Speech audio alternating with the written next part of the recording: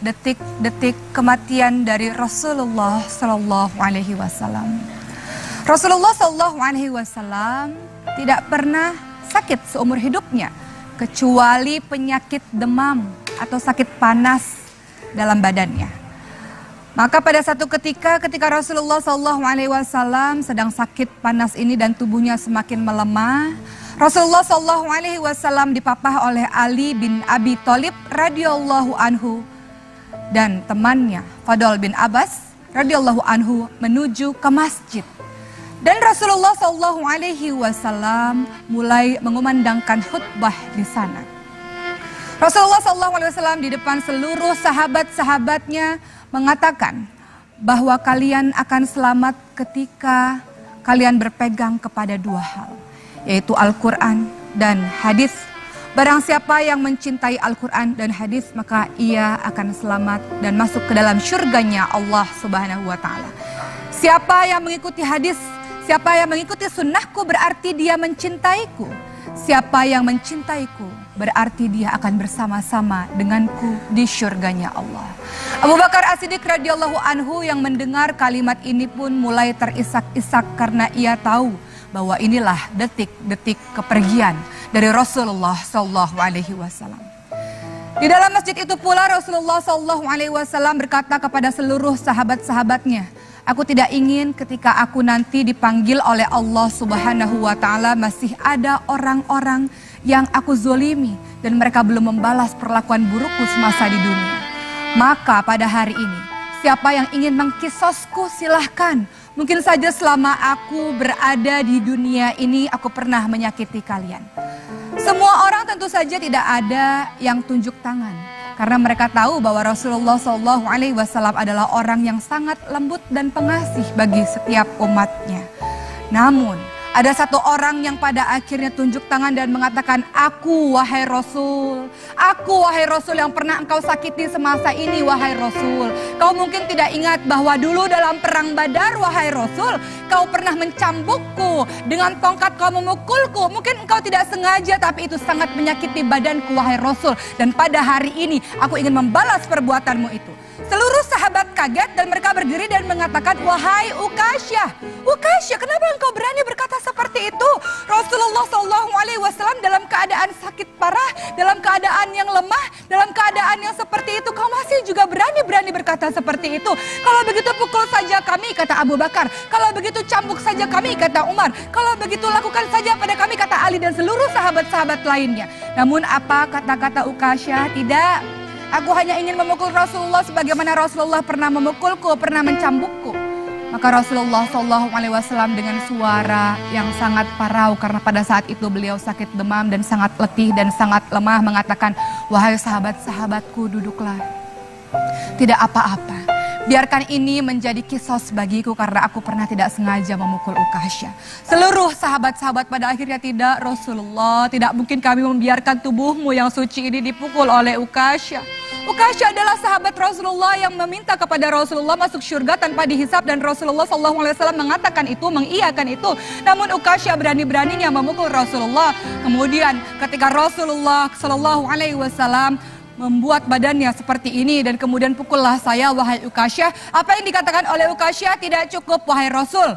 Dulu engkau memukulku, dulu engkau mencambukku dalam keadaan aku tidak berpakaian dan itu sangat membekas di dalam bahuku.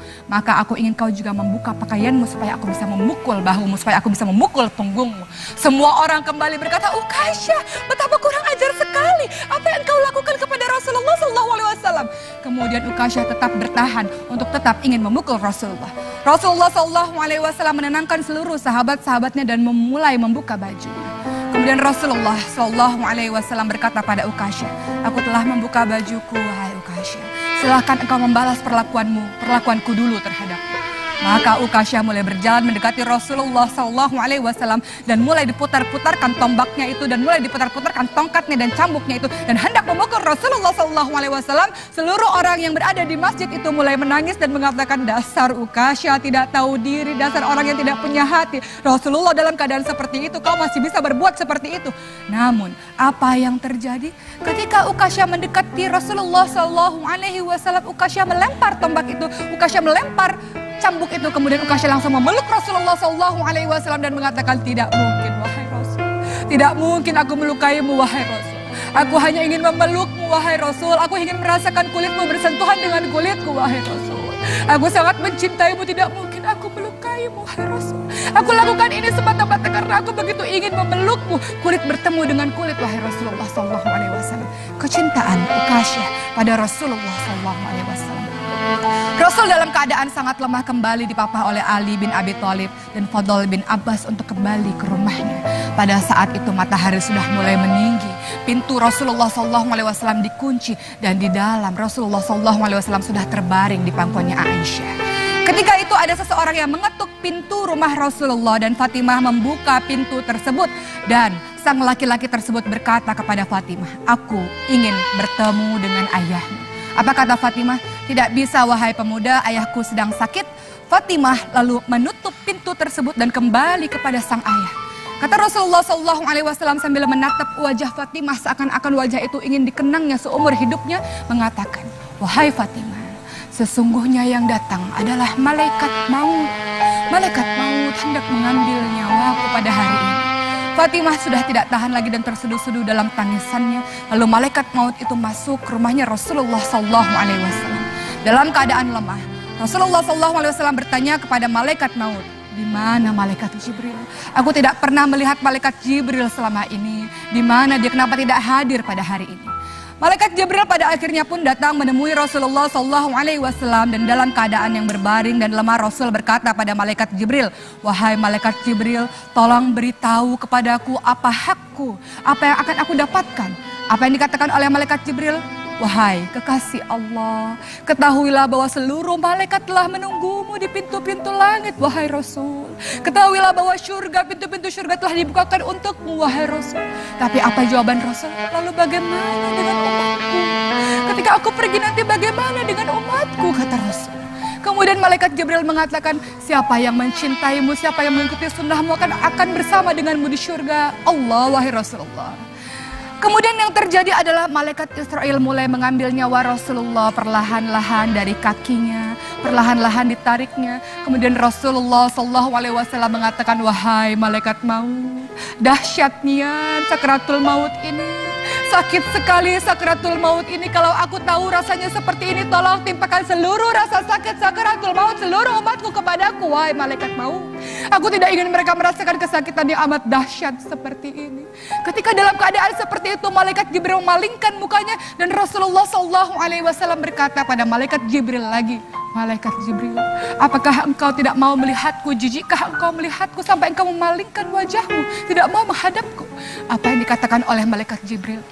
Wahai kekasih Allah, tidak ada orang yang mampu melihat wajah kekasih Allah dalam keadaan sakit seperti ini.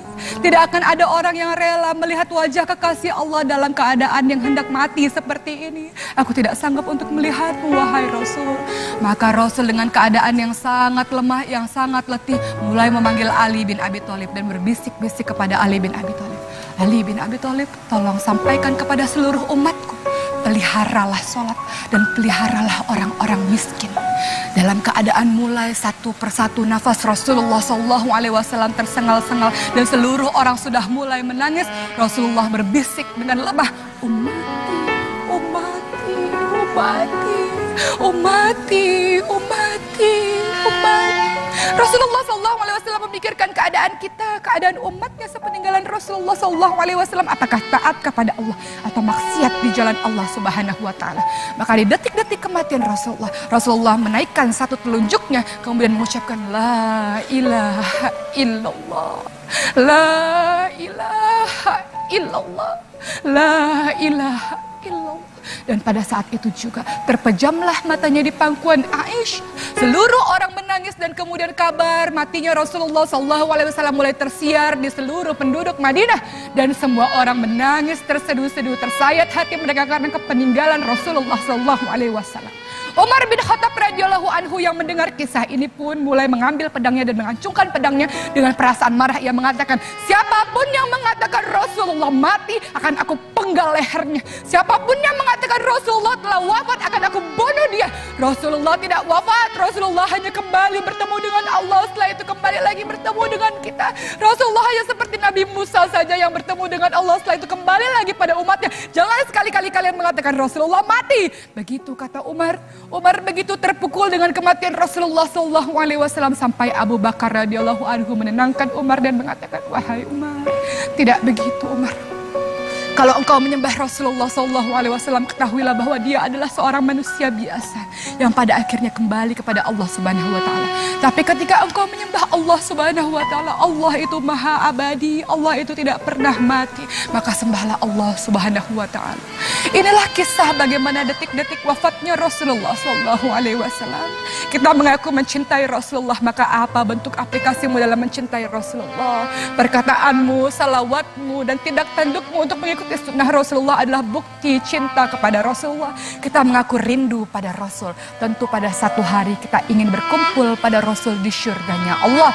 Mudah-mudahan kisah kematian Rasulullah ini menjadi satu pembelajaran bagi kita untuk senantiasa ingat mati. Dan secerdas-cerdas orang, kata Rasulullah, adalah mempersiapkan perbekalan untuk menyambut kematian kita, untuk pada akhirnya bertemu dengan Allah sang kekasih abadi dan Rasulullah SAW. Mudah-mudahan bermanfaat. Terima kasih. Wassalamualaikum warahmatullahi wabarakatuh. Tidak bisa